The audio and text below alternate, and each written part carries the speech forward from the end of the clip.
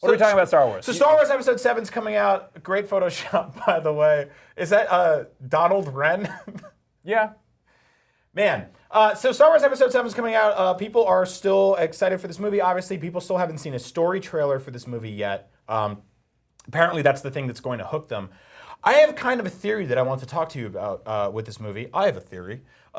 Star Wars Episode 7 is kind of going to be a lot like where America is right now. Now, to explain, America right now Between Canada and Mexico? Yeah, America's hat and pants.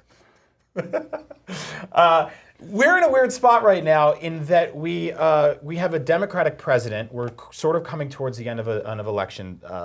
And we have a lot of Republicans that are very mad at the Democratic president. We've got a lot of conservatives. We've got a whole movement where people are still trying to get there's a big fight over the Confederate flag. There's kind of a lot of the old republic is still holding on to a lot of ideas. They're kind of like, they took our blasters. They want to steal our blasters away. Thanks a lot, Organa. People are very mad at the situation that we're in right now, and it reminds me a lot of Star Wars Episode 7. Now, Star Wars Episode 7 is going to be post-Empire, right? Which is sort of just like Bush and Cheney are out of office. The liberals are kind of running things. They're all about that Endor kale salad and that, bantha smoothie, and they want to liberate sand Please don't people. say sand people anymore. Don't say that. The correct nomenclature is Tusken Raiders. And it's kind of weird time, but if you look at Star Wars Episode 7, you've got a lot of these old holdouts, these kind of old conservatives that kind of lost the Civil War, but they still have the flag up somewhere, right? And they're on these little base camps, and they have these little, you see Kylo Ren getting up in front of this group of stormtroopers who,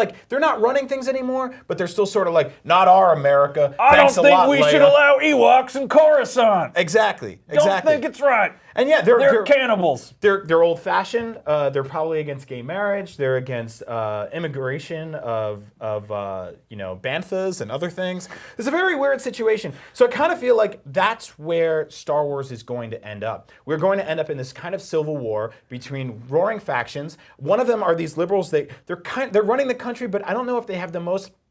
They have forward-facing ideas, but they're not totally fit to run it. If you look at Leia, she's kind of a princess, and all of a sudden she's a senator, and now she's kind of running the entire universe. We're a peaceful people. We have no weapons. Yeah. They're on Dantooine. And that doesn't always kind of work, especially when you're dealing with an entire galaxy of warring factions and stuff like that. You've kind of got an interesting point here. I think it's going to be more.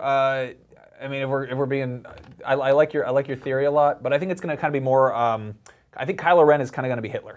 I think he's kind of be in the same way that Hitler was like, I'm taking inspiration from Genghis Khan and from Alexander the Great. Yeah. I think that he's kind of have this weird worship of Vader and be like, this is an amazing leader. We should all strive to be like him. Right. The Empire was crushed in Jedi, but we should build up, we should strengthen, we should get bigger again. And everyone's sort of like, what's going on here?